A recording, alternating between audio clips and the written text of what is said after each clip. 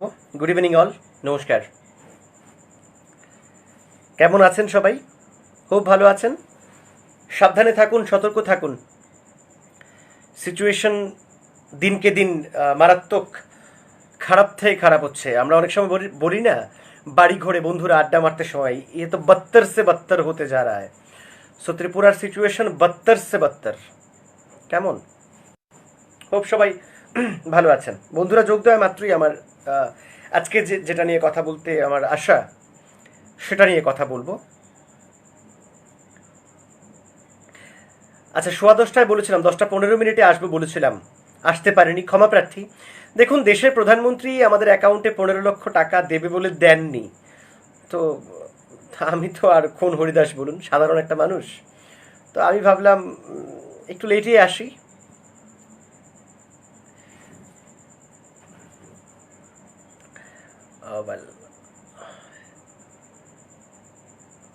অঙ্কিতার কিছু একটা আসছে।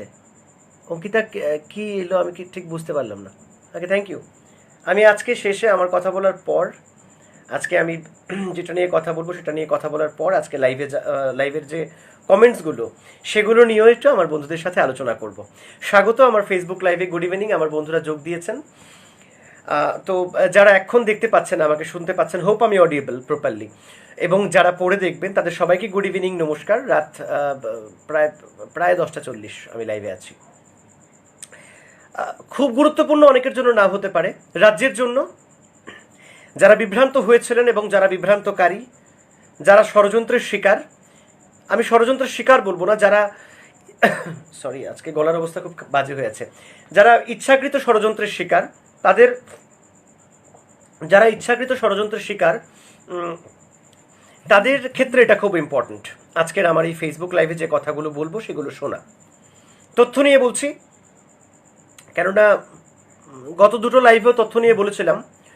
অনেক মামলা টামলা করার চেষ্টা করা হয়েছে, কিন্তু দেখা গেছে পরবর্তী সময় আটকে যাবে, জড়িয়ে যাবে আদালতে, তাই অনেকেই পিছু হটে গেছেন।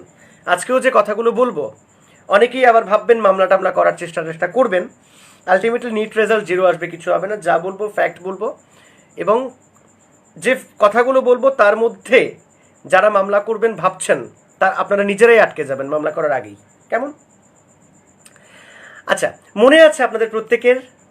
মনে না থাকলে আমি পরবর্তী সময় এই লাইভটা সেরে, এবার লাইভের মধ্যে তো ভিডিও সাবমিট করা বা ভিডিও প্রকাশ করা সম্ভব না। আমতলী থানা এবং এডিনগর থানা, আগরতলা শহরের আমতলী পিএস এবং এডিনগর পিএস, পরপর দুটো ঘটনা ঘটেছিল। আমি একটা ঘটনার কথা বললাম, লাইক এটা মোস্ট প্রবাবলি আমতলীতে হয়েছিল বা এডিনগর। আমি মানে কনফিডেন্ট নই, কোন থানা মনে নেই, ফুটেজ আমার কাছে আছে, বাট আমি ভুলে গেছি এই মুহূর্তে কোন থানা আমার মনে নেই। যে একটা ছেলে ফেসবুকে লিখেছিল, কি লিখেছিল সরি, যে তার পাশের বাড়ির কেউ বা কারোর ব্যাপারে বলছিল, নাম লিখেনি কিন্তু ছেলেটা এলাকা মেনশন করেছিল, যে করোনা আক্রান্ত হয়েছে, কিন্তু ওটা ভুল ইনফরমেশন ছিল। ওরে বাবা তেরি মা কি, মতলব এমন হয়েছে, ছেলেটাকে একেবারে বাড়ি থেকে উঠিয়ে নিয়েছে পুলিশ। কেন? করোনা নিয়ে বিভ্রান্ত ছড়িয়েছে সেই ছেলেটি এই অপরাধে। ঠিক তো, প্যান্ডেমিক সিচুয়েশন চলছে গোটা দেশে, প্যান্ডেমিক সিচুয়েশন আমাদের রাজ্যেও চলছে। এই সিচুয়েশনে, এই অবস্থায় বিভ্রান্ত যদি কেউ করে থাকে, সেটা ফেসবুক বলুন, ইউটিউব বলুন, ইনস্টা বলুন আপনার, অথবা টিভি চ্যানেল বা কোনো প্রথম সারির সংবাদ মাধ্যম বলে দাবি করা কোনো পত্রিকা বা খবরের কাগজ পড়ুন, বিভ্রান্তি তো বিভ্রান্তি ভাই। বাট প্যান্ডেমিক অ্যাক্ট বা ন্যাশনাল ডিজাস্টার অ্যাক্টে কিন্তু লেখা আছে এ ধরনের বিভ্রান্তি হলে কি শাস্তি হতে পারে, কি ধারায় মামলা ঠোকা যেতে পারে। আমি কোনো বিধায়ক নই, আমি কোনো দলের রাজনৈতিক নেতা নই, আমি সাধারণ একজন সমাজকর্মী এবং সাংবাদিক বললে ভুল হবে, সাংবাদিকতা শিখছি এখন নতুন করে। 2018 3 মার্চের পর থেকে সাংবাদিকতা শিখছি বিভিন্ন পত্রপত্রিকা থেকে আর কি। এই যেমন আজকে শিখলাম, এই যেমন আজকের পত্রিকাটা দেখে শিখলাম, কোনো তথ্য নেই, সরকারি কোনো নোটিশ নেই, কোনো নোটিফিকেশন নেই, কোনো মন্ত্রীর বিবৃতি নেই, কিছু নেই, ছাপিয়ে দেওয়া হয়েছে দৈনিক সংবাদ পত্রিকা। এটা আবার দৈনিক সংবাদ বলার আগে এইভাবে হাত জোর করে বলতে হবে, আসলে দৈনিক সংবাদের এখন প্রত্যেকে না, একটা একটা অংশ আছে আমাদের রেসপেক্টেড স্যার ভূপেন দত্ত ভৌমিক মহোদয়ের নামটাকে বদনাম করছেন, আর কিছু না। ওদের লাথি মেরে পত্রিকা থেকে, এই পত্রিকা অফিস থেকে বের করে এই পেপারটাকে বাঁচানো উচিত। অনেক অনেক ইতিহাসের সাক্ষী। আমরা যখন স্কুলে পড়তাম আমরা এই পত্রিকাটা পড়ে বড় হয়েছি। আজকে ডেটে কি করছে এই পত্রিকাটা? আর একটা চ্যানেল, আমার কাকুর চ্যানেল, বলে তো লাভ নেই। ওরে বাবা, মানে কি বলবো, ও পারলে বলে দেয়, মানে কোনো তথ্য নেই, কিছু নেই, যা ইচ্ছে তা বলছে। এবং এটাও একটা সরকার বিরোধী ষড়যন্ত্র। কাকু এখন একটু চাপে আছে, আমার কাকু। তো এই চাপ মুক্ত হওয়ার চেষ্টা করছে বিভ্রান্তিমূলক খবর প্রচার করার মধ্য দিয়ে। আমি দায়িত্ব নিয়ে বলছি লাইনগুলো। যেমন বিভ্রান্তিমূলক খবর কি ছিল, যে আগামীকাল শনিবার এবং রবিবার আগরতলা পুরো এলাকাতে সম্পূর্ণ লকডাউন থাকবে, কারফিউ থাকবে। এটা কি গাঞ্জা খেয়ে লেখা হয়েছিল? হ্যাঁ, নতুন সরকার আসার পর তো গাঁজা বিরোধী অভিযান হয়েছে। তো হঠাৎ করে গাঁজা কোত্থেকে পেলেন এই সংবাদ মাধ্যমের কর্মীরা? যে গাঁজা টাজা খেয়ে না বাংলা মদ, বলে দিলে ভালো হয়। গাঁজা না বাংলা মদ না কি, মানে ব্রাউন সুগার ড্রাগসের খুব রমরমা চলছে আমরা দেখলাম। তো এটা খেয়ে কি খেয়ে এই খবর ছাপানো হয়, মানুষকে বিভ্রান্ত করা হয়। আমি লাইনগুলো কেন বলছি শুনুন। 3 থেকে 4 জনের ভিডিও ফুটেজ এবং অডিও রেকর্ডিং আমার কাছে আছে। এনারা ফ্লাইট টিকিট ক্যান্সেল করে দিয়েছেন। নিরীহ ব্যবসায়ী, আপনার কি বলে এটা, ফ্রুটস ফলের ব্যবসা করেন এনারা। কানু মালাকার একজন ফলের ব্যবসায়ী। কানু মালাকারের কথা একটু শেয়ার করি। কানু মালাকার ফলের ব্যবসায়ী। ঝা চকচকে রুমে নেতারা বসে থাকেন। আমরা আপনারা যারা অ্যান্ড্রয়েড ফোন ব্যবহার করছি, আমরাও মোটামুটি ভালো লাইফস্টাইল বিলং করি। এই যেমন ধরুন আমি এখন আপনাদের সাথে কথা বলছি, একটা বালিশ এইভাবে নিয়েছি, একদম বিন্দাস আরামসে বসে কথা বলছি, উপরে এসি চলছে, এদিকে লাইট জ্বালানো, কোনো টেনশন নেই। কিন্তু কানু মালাকারদের টেনশন আছে তো, ওর কাছে তো অ্যান্ড্রয়েড ফোনও নেই না। কানু মালাকার কি করেছিল, পত্রিকায়, দৈনিক সংবাদ পত্রিকায় এবং আমার কাকুর চ্যানেলে ওই দেখানোর পর ব্রেকিং, ফুল পেড ব্রেকিং, ও মাই গড, যেমন বিশাল তথ্য, বিগ ব্রেকিং, কারোর কাছে ইনফরমেশন নেই। আর ইনফরমেশন আমাদের কাছেও থাকে, কিন্তু কোনটা ভুয়ো, কোনটা দালালি, কোনটা বিভ্রান্তকর, তার মধ্যে ফারাকটা, ডিফারেন্সটা আমরা বুঝতে পারি। কিছু দালাল দলদাস বুঝতে পারে না, এবং এই দলদাসরাই আবার কোনো নির্দিষ্ট দলকে বদনাম করে এইভাবে ষড়যন্ত্র করে। লাস্ট লাইভে আমি বলেছিলাম না, মুখ্যমন্ত্রীকে ষড়যন্ত্র করে ফাঁসানোর চেষ্টা করা হচ্ছে জিবি হাসপাতালে। প্রমাণ পেয়েছেন নিশ্চয়ই। আজকে আন্দোলন হয়ে গেছে জিবি হাসপাতালে, অলরেডি বিক্ষোভ প্রদর্শন করা হয়েছে যে মুখ্যমন্ত্রী চাইছিলেন দেখা করবেন, কিন্তু মুখ্যমন্ত্রীকে দেখা করতে দেওয়া হয়নি। সিম্পল, গেমটা এইভাবে চলছে, বুঝতে হবে খেলাটা। এবং কিছু দলদাস কোটি কোটি টাকা কোত্থেকে লুটছেন, কি করছেন আমি জানি না। কেউ কেউ তো আবার আগরতলা পুর নিগমের মেয়র হবার স্বপ্ন দেখছেন, বা স্বপ্ন হচ্ছে, দুটো বলবো, আইদার স্বপ্ন দেখছেন অথবা দেখানো হচ্ছে।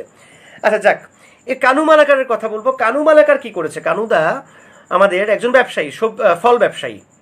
তিনি 20,000 টাকা 3% সুদে নিয়েছেন। 20,000 টাকা। কি প্ল্যান ওনার? প্ল্যান ছিল যে হ্যাঁ, ব্যবসা তো এমনিই খারাপ, নেই কোনো সরকারি সাহায্য, নেই কোনো আর্থিক সাহায্য, দেশের জিডিপির হার যা আছে বলে লাভ নেই, ওটা কানুমালাকারদের বোধগম্য হবে না। কিন্তু কানুমালাকাররা এইটুকু বুঝেছিলেন যে হ্যাঁ, আমাদের পকেটে টাকা নেই, মানুষ কষ্টে আছে, আমাদের ব্যবসা হচ্ছে না। 3% হারে 20,000 টাকার ফল কিনেছেন কানু মালাকার নামে একজন ব্যবসায়ী। কেন? লকডাউনে ব্যবসা করবেন, এই দুদিনে ব্যবসা করবেন, কেননা ফলের দোকান লকডাউনের আওতার বাইরে থাকে। হুট করে পত্রিকা দেখে, নিউজ চ্যানেল দেখে কেনার পর ইনি দেখলেন ঠুস, বিভ্রান্তিকর খবর, অপপ্রচার, বিভ্রান্তিকর, উদ্দেশ্য প্রণোদিতভাবে রাজ্যের নিরীহ মানুষের স্বার্থ নিয়ে, গভীর ষড়যন্ত্র নিয়ে খেলার চক্রান্তে মেতেছে কিছু মিডিয়া। কোনো মিডিয়া চ্যানেলের অ্যাঙ্কার সাহেব বসে চ্যানেলে, যা চকচকে চ্যানেল, 4টে এসি লাগানো, বাইরে যখন অ্যাঙ্কার সাহেব সিগারেট খাবেন, দেশটায়ের কাঠিটা ধরিয়ে দেবার জন্য লোক রেডি থাকেন, স্যার সিগারেট খাবেন। এই পরিস্থিতি। ওই সাহেব বলেছেন লকডাউন তো হচ্ছেই, কারফিউ তো হচ্ছেই। ভুল, আপনাদের সাহেব তো ভুল বলেছিলেন কোনো তথ্য ছাড়া, কেননা সাহেবের পা চাটা সাহেব আদেশ দিয়েছেন, সাহেব বলে দিয়েছেন। কিন্তু আমার প্রশ্ন, এভাবে কি সম্ভব? তাহলে করোনাকালীন এই পরিস্থিতিতে যে ছেলেটি তার ফেসবুকে মন্তব্য করে একটি নিরীহ ছেলেকে এক সেকেন্ড, গলার অবস্থা বাজে যাচ্ছে, গরম জল খেতে হচ্ছে একটু বাদে বাদে, সরি, এক্সট্রিমলি সরি। আচ্ছা, যে ছেলেটিকে ওই একটা ফেসবুক স্ট্যাটাস দিয়ে জেলে যেতে হয়েছিল যে করোনা রোগী পাওয়া গেছে বলে, ওই ছেলেটি তো জেলে গেছে। তাহলে আজকের ডেটে যারা গোটা রাজ্যকে বিভ্রান্ত করলো তাদের একজনকে একটু জেলে পাঠাবেন স্যার প্লিজ, মামলা হবে কি প্লিজ। না বুঝলে অ্যাকচুয়ালি আমি বলে দিতে পারি কোন ধারায় মামলা নেওয়া যেতে পারে। এখানে মানহানি ফানহানি কিছু না, ডিরেক্ট ঠোকা যাবে, ডিরেক্ট ঠোকে কোর্টে নাও, লাথি মারো, জেলে পাঠাও, বিশালগড়।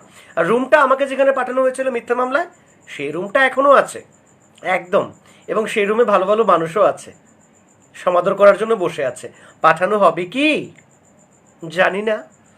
যদি না পাঠানো হয় তাহলে সরকারিভাবে এই সমস্ত মিডিয়াগুলিকে বিভ্রান্ত করার অনুমতি দিয়ে রাখা হয়েছে। সরকারিভাবে এই সমস্ত মিডিয়াগুলিকে বিভ্রান্ত করার অনুমতি দিয়ে রাখা হয়েছে, এটা নেব আমরা।